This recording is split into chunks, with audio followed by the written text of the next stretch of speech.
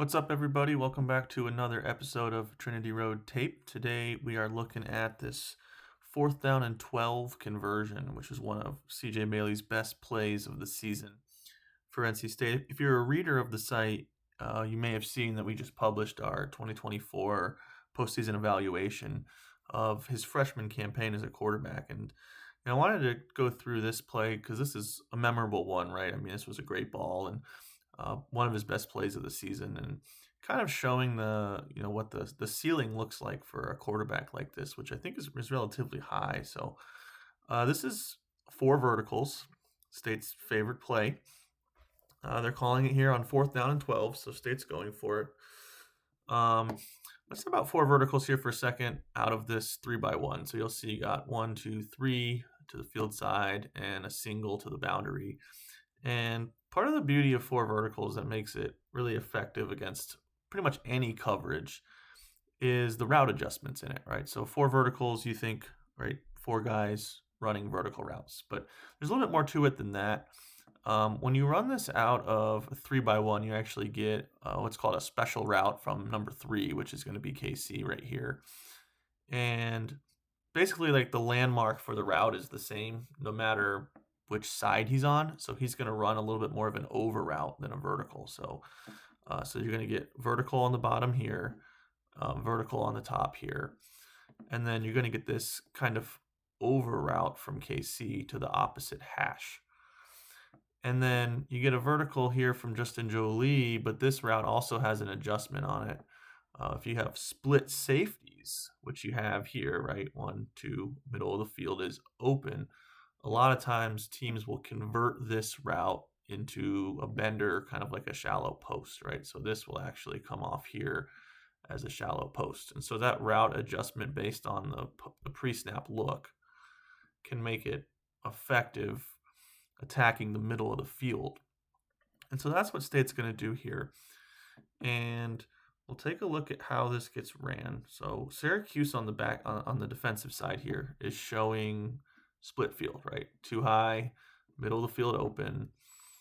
And then you've got, kind of a shallow look here.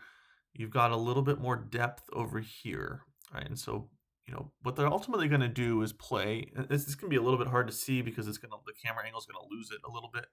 But what they're ultimately going to do, it looks like, is play Tampa 2, right? And so that is this safety here, deep half, this safety here, deep half, and then you're going to get a bail from this guy, but not all the way back and not dividing the back of the defense into thirds.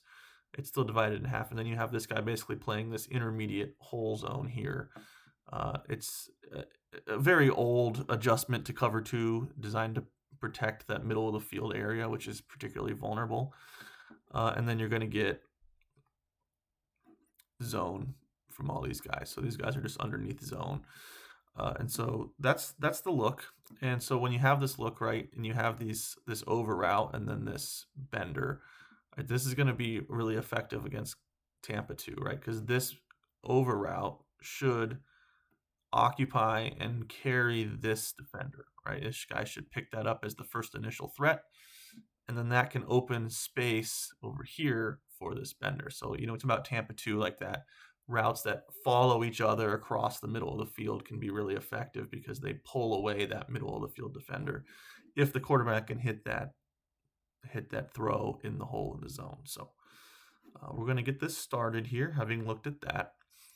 The first thing Bailey's going to do is his eyes are going to come over here to this area. So you'll notice we talked about this, right? You have this here, and then you have a little bit more distance here. This could possibly be something like a cover 3 cloud. Syracuse did play a decent amount of cover 3 in this game, so cover 3 cloud would be like this guy moving this way to cover field side third. This guy would become the middle safety. This guy would bail to boundary third, and then the rest of it would be zone. So that's a possibility. With that depth, it may be a sign. So Bailey's gonna confirm the coverage here post snap. So we'll start this off. Take a look at his eyes. Watch his eyes as this begins.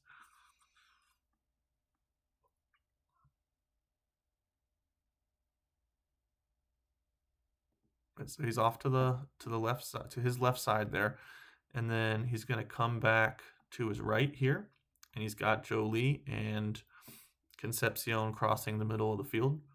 He's going to pick out Justin Jolie here and hit the hole on the field side of the hole defender in the Tampa 2 coverage. And so you can see it there now, right? So you've got kind of your trail technique from the underneath zone on this vertical. This guy over here had this half.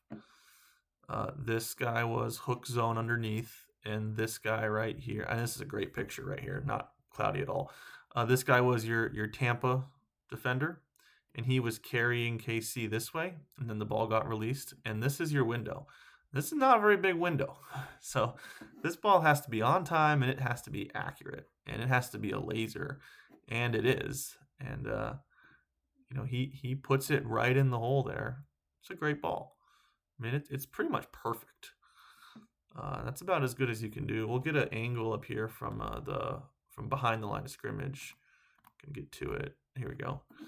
So here, I want you to look at this. Look where Jolie is when Bailey's hands break. So right now, he hasn't even cleared the zone defender yet. Right, and so Concepcion is coming this way, and he's coming this way, and this is the window that you're going to hit. And you can see, Jolie is going to break past the hook defender, and then the Tampa defender here in the middle of the field is coming with Concepcion heading toward the boundary. And so it creates this little window in the middle, and it's just great anticipation. I mean, look where he's at. He hasn't even cleared the defender yet. Bailey's already thrown the football. Like, that's the level of play that you want to see more consistently from this quarterback. If he can continue to do stuff like this, he could have a really good sophomore campaign. This was not, like, this level of play was not super common. It was very up and down season for him. But and you can read more about that on the website, trinityroadtimes.com.